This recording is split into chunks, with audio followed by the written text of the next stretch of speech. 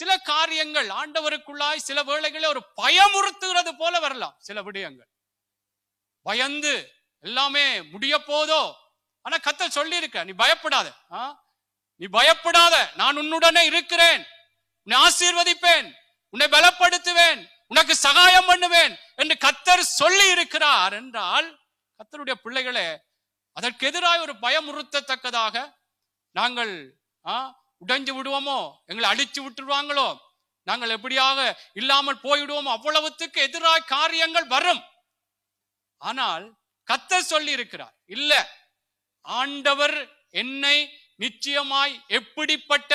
எதிரான சூழ்நிலையா இருந்தாலும், சிங்க கெபி போல அனுபவங்கள் வந்தாலும், கோலியாத் போல பயங்கரமான அவனுடைய